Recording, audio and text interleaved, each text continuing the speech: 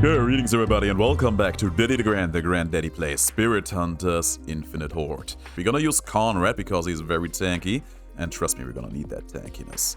The run will focus heavily around the heavy arrow, but we're going to pick up the vines because we need that passive feeling over time that we get out of it. Currently, to my knowledge, this is the hardest map with this difficulty setting. It also leads pretty sizable rewards, but you won't be playing this map for the rewards. No, sir. You're gonna play this one in a desperate struggle to survive, because this one is gonna make it very harsh for you. So what is making this course so harsh? They added a enemy type that I'm very sure was not here before, that ends up causing you a lot of trouble. It's basically one of these guys, as you can see them right here, but they will start to carry bombs with them. That's not the first instance of this game having some kind of exploding enemy in it. It's not. But those are kind of awkward because they just...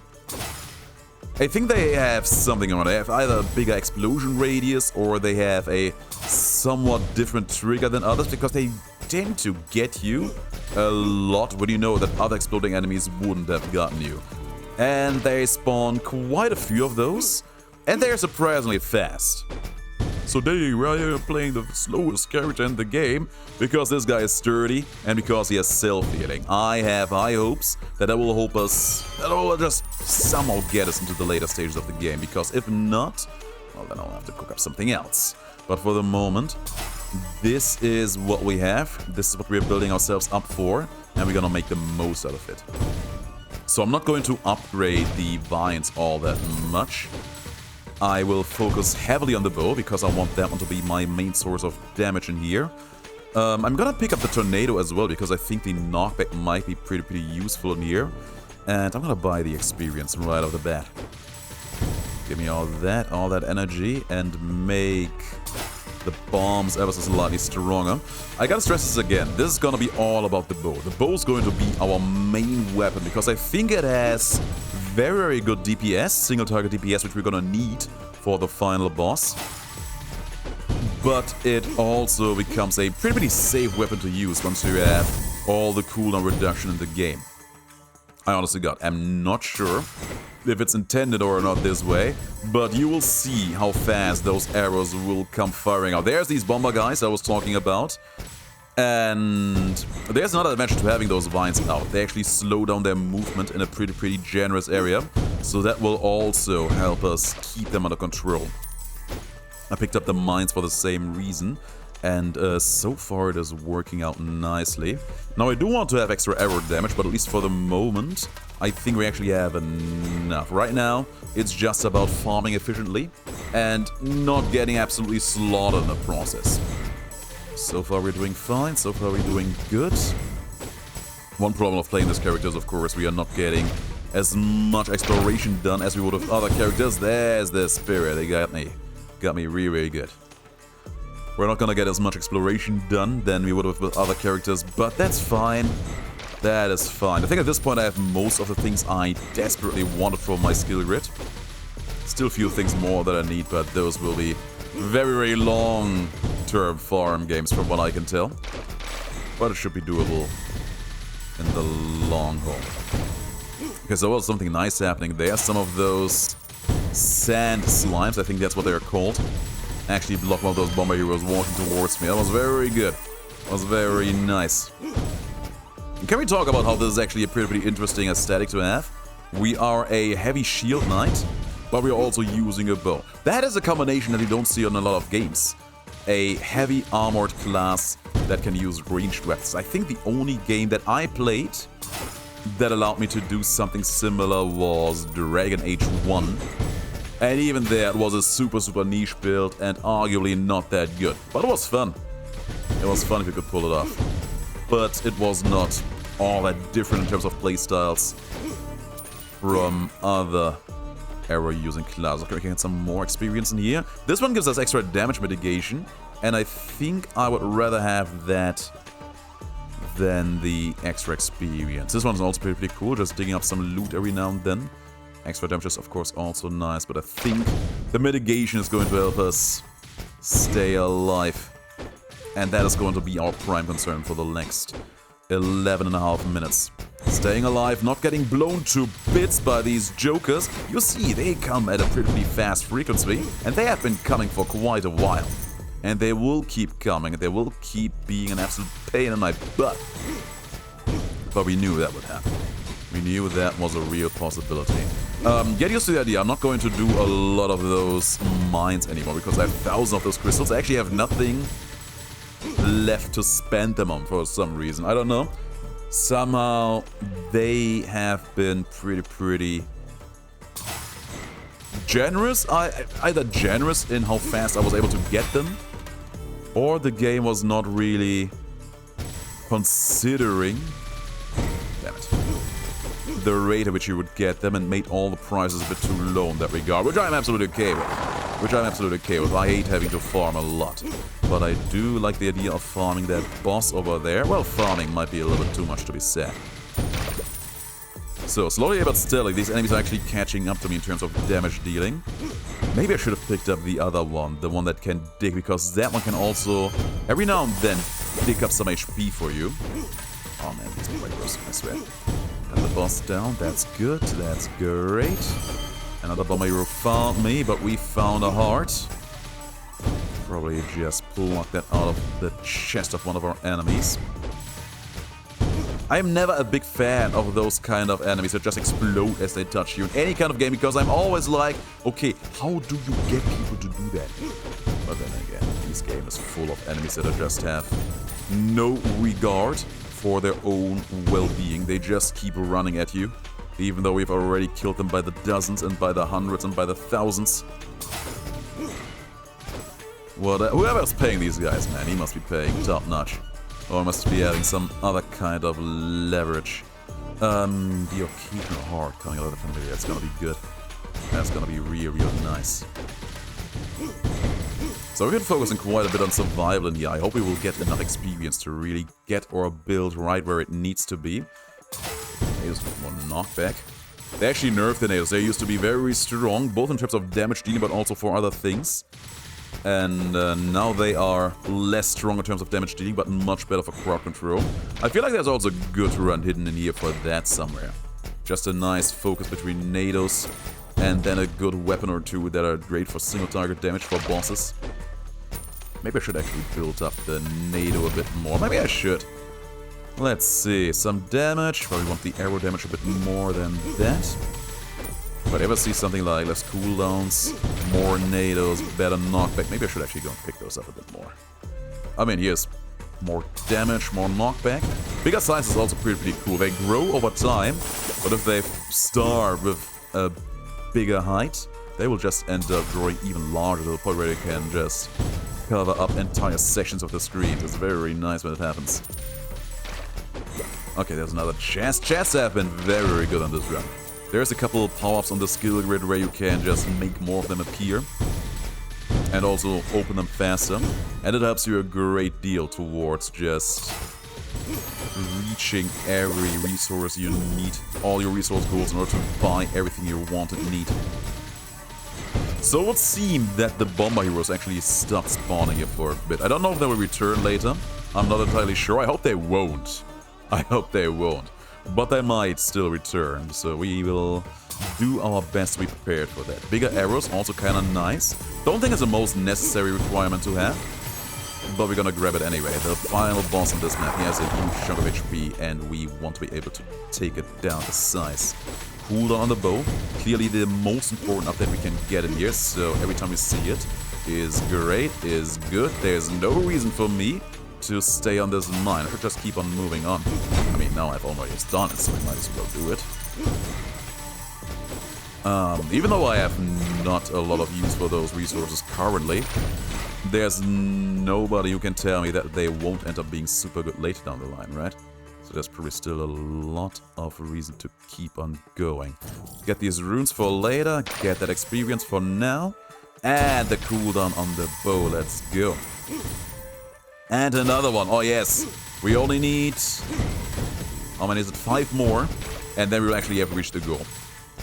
Right now you can barely notice that these arrows will come on faster, but the thing about cooldown reduction in this game is it scales linear, And because of that, the outcome, the results, the pace at which you will start firing is going to increase exponentially. It's going to be absolutely amazing. Increase the size on those. It's going to help us too. Like that. Just blasting some fools. Like right now, we are getting a decrease for 1.5 seconds. It's okay. Could take it. We'll like it. If you go from 1.5... No, it's 0. I was like, I'm getting my up together. Right now, we are getting a decrease from 0.15 seconds. I think that's how much it is.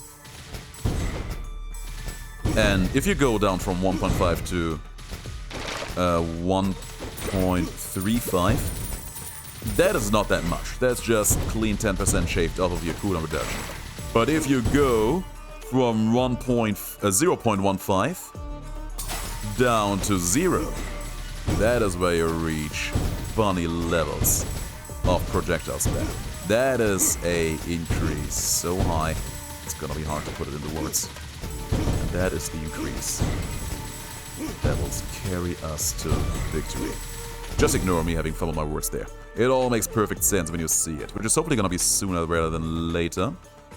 More damage. We're gonna take that damage. Fearless strike rate is of course also not too shabby, but it is a secondary concern at the moment. Okay, there's gonna be another boss. There it is. There's also some HP lying around. Can we just talk about how much easier it has gotten to survive ever since those bomber heroes have stopped spawning in? Oh my god. Hey, yeah, there's something weird about them. I don't know what it is, but they're a problem. There's another chest. That makes me quite happy. We actually have a pretty good amount of money on hand, so if we were to find another chest, that might make me quite happy. We shall see, we shall see. 6 minutes left on the clock. So this character is clearly no Vivienne, and that means that we will not reach as humongously high levels as she is able to. Which is sad, but understandable. But we're already very close to having reached our DPS score. We just need a few more of those bulk reductions. We will make those remaining 5.5 minutes count to the highest degree. And there's one more. Only 4 more and we are done in that regard. And then we can just focus hard on making everything we have do and represent hit even harder. Shock would help in that regard, but let's wait. Let's just wait and see if the game has something like that in for me. There is another chest up in there. I would like to go for it, but I'm pretty sure it's going to be quite the detour. It's going to be a huge detour, I can tell. There's another cooldown reduction effect. Yes! Yes. We're getting closer. We still have 5 minutes left. It's beautiful. Makes me quite happy. Yeah, the bombs. See, your bombs in the early game, they are the roughest patch. I feel like at this point we would have been fine playing Vivienne as well. But I doubt, unless you just had a very good plan for that, I doubt Vivienne would have been able to survive past the bombing stage with absolute ease. Now this is a dead end. I have nothing to see or do in here. Plenty of NATOs, making my NATOs look puny in comparison. Even more NATOs, now with different coloring, another cooldown increase. You can see the difference, right? There's now a constant stream of arrows being fired out. It's very good. It's very nice. Now only 2 more of those and we will be done. Leave me alone, NATO. I think usually those NATOs would actually deal damage, but I believe because of how high our damage mitigation is, they actually can't. If so, it would be hilarious. It would actually be hilarious.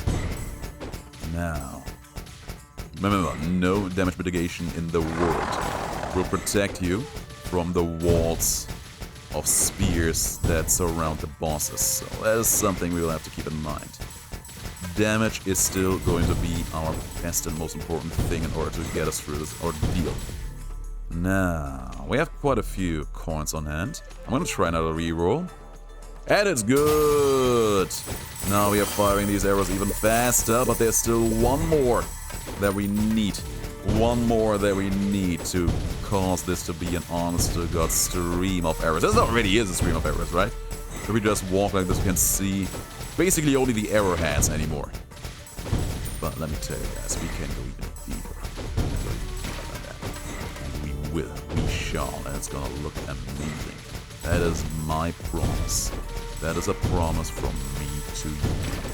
Now, why is there a boss chest over there? Who died there? I have questions about that, but you know what? Questions later. For now, let's just move there. Grab our reward, those orange marks. We want them. They are pretty much those and the runes are the most sought after resource at the moment for me. Those rune stones, there's a couple of upgrades that are very, very pricey in that regard. And there's still a lot of updates that take that orange mark over there, which is going to take quite a while to farm.